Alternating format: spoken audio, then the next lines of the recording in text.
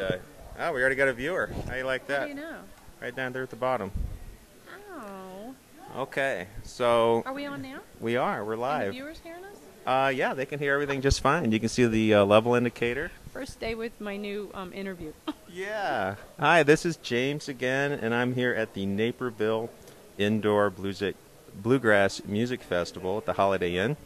And I got to see Donna Ulisse's set a little while ago, and I wanted to get her over here and just say hi. Hi. How I'm are so you? happy to be here. You're on cutting edge technology going out I live can't even believe right it. now? I'm looking right at it. It's neat. Well, tell me a little bit about yourself, where you're from, and how long you've been playing, and you just got a new record out. Tell me a little bit about that. I'm originally from the east coast of Virginia, the Tidewater area, Hampton, Virginia. I've been in Nashville for a long time and used to make a fine living doing demos there. Then I was awarded an Atlantic record deal, a major country deal in Nashville, and that kind of hit the skids. My 15 minutes of fame was probably about 2 or 3 seconds. And after that, I just sort of became a songwriter. And through that, I found my way here. Well, actually, by marrying Rick Stanley and songwriting. Yeah, I want to talk about Rick Stanley in a little bit, but first, your 15 seconds of fame, would that happen to be the Hee Haw? Yes, I got to do Hee Haw. I did Hot Country Nights, which was a really neat NBC show for a while with Dick Clark. I did a lot of the TNN stuff, the Nashville Now and Crook and Chase show. So that was sort of the turning point in the early 80s, right? Well, Country actually, it music. was in the 90s. At that point, you were in the 90s? Mm-hmm. Yeah. So country music was... In fact, I did Hee Haw the very last year that it was being filmed. Well, I always loved Hee Haw. I grew up with Hee Haw. So if you're a Hee Haw alum, I'm all with you. Oh, so even that's if you great. made a few seconds, I'm with you on I that. know. So It was very exciting. that's I so was on cool. there with Merle Haggard and Steve Wariner. So You can't beat that. No. Not at all. That is so cool. So tell me about your bluegrass roots and how far you go back and that. Well, my father always listened to bluegrass. In fact, the first song that I ever learned was Take This Hammer by the Osbournes. I remember being 3 or 4 and singing that to the top of my lungs. But then I sort of kind of pursued country for a while until I married Rick Stanley. And we were going to do this big Italian wedding because my father's Italian and I'm his only daughter. And Rick said, if we're going to marry these two families proper, why don't we get my cousin to sing at the wedding? And I said, who's your cousin? Would it be this guy right here? It is. He said, my cousin Ralph. And I thought he was joking, like he was, going to get Ralph Stanley to sing at the wedding. And sure enough, he opened up my reception with Little Maggie. And I remember by the time he got to, it was over yonder stands that note right there. And I was like, I know what I want to do. I want to sing bluegrass. Oh, right. So you married into bluegrass royalty. My married name is Stanley. Ah, you like that. And I thought, if I go into recording these bluegrass records as Donna Stanley, they're going to be, oh, come on. You're using the name. So I thought, well, I'll stick. I think Ulisse is a great name. Thank you. So, but, you got a story there going, too. So Yeah. you got a bit of a hook. That's right. So, it never hurts in this business to have any kind of And hook. it usually takes a hook to get me off stage, James. Well, not today, because I asked you back for an encore number. So, I know, that was neat. That was Yeah. unexpected. so what's up with this new band you got? Did I read that these are your first few gigs out with these guys? It is. We've been together for a while, but we haven't, had any paying gigs until recently. Welcome to the biz. Isn't that the truth? Yeah.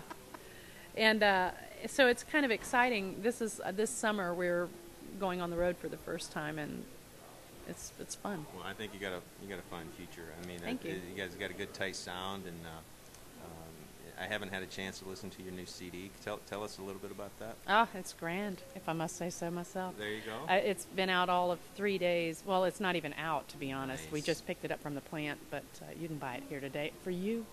Yeah. It's on the house. What? Yeah. Tell me a little bit about the record. It's called Holy Waters, and I feel like I'm getting a little long in the tooth, and to get from where I started to where I am now, I've had a bit of a soul journey, and so I wrote about my spiritual journey, and and I think I'm hoping that it'll touch people, and have them reminisce of their own soul journey and have some connection with that. That's what I'm hoping. And so you wrote most of the tracks? All of it. All of the No, here's something funny. I wanted to honor the Stanleys, of course. I think Carter Stanley is just such a fine songwriter, and I'm a songwriter, and I just have always respected his songwriting, so I thought, well, I want to put a Carter Stanley song on this album. I picked my favorite one out, Who Will Sing For Me, and found out he didn't write it after I'd already recorded it. And I've got this, Carter Stanley. He owns the copyright on it, and he did write the second verse. But it was actually written in 1929. It's actually in an old hymnal. So it's one of those deals. So if I someone actually told them, you add a little bit to it, you can own it. Yeah. And so we did all the research, when we were doing the album, to research the copyright and who to give, the royalties and everything. And it's Carter Stanley, BMI, Carter Stanley. So I was like, well. So I've paid the Stanleys some money too for royalties, and they do okay. Yeah, they do fine for this line of work. Well, that is so cool. So how can you get a hold of your CD other than today at the show? They're taking pre-orders on Amazon right now, and I'm not sure about CD Baby, but I do know you can pre-order on Amazon at the moment. And radio should be getting it probably by Monday or Tuesday. So here's hoping you're going to hear it on the air. Well, I'm a big XM fan, so hopefully we'll hear some of those tracks. I love soon. XM. Yeah. And did I hear you were on XM not too long ago? Did I hear something about that? I did track by track several times. I don't know when they've aired it recently. Maybe that was one. But we're scheduling a new track by track with this new CD. Nice. And I see on your schedule you're doing the old theater down in Virginia, and that's the television show, the PBS. Oh yeah, the Song of the Mountain. I think I saw you last year. You saw me without a band. I mean, okay. we bless their hearts. We borrowed a band out of Detroit, Michigan called Detour. It's probably cheaper.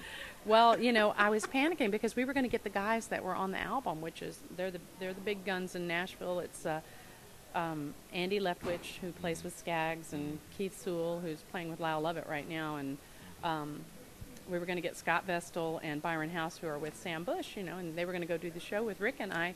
And at the last minute, Ricky Skaggs picked up some tours, and I was like, I lost the guys, and so I was bandless.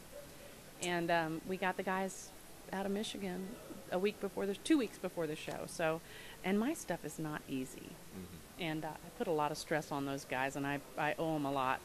Well, I'm sure they were pros, and they did pull that off. And Thank you. But you're going down there in June to do another taping, right? Yes, and we're going to be bringing the Poor Mountain Boys. I'll be filming this time with my boys. 6th. So will that go out sometime in the fall or summer? I don't know how they schedule it. The one that you saw actually took a while because I think it was a year later. But I think that was kind of odd timing. I think they were reworking a deal or something. So I think it'll be a little quicker this time. Very cool. Well, listen, best of luck to you. Thank you. And I read a little bit about your bio, and you definitely paid your dues. Oh, yeah. Still paying dues. Yeah. So I'm glad, this last year I've heard nothing. Donna Ulisse. I've just been hearing it. Well. So it's so nice to meet you. Good. And I saw your set, and you deserve it. So thank you, James. Thank you so much. So come by and get a CD, by the way. Oh, thank you. We're going to archive this and check it out, and we'll talk to you soon.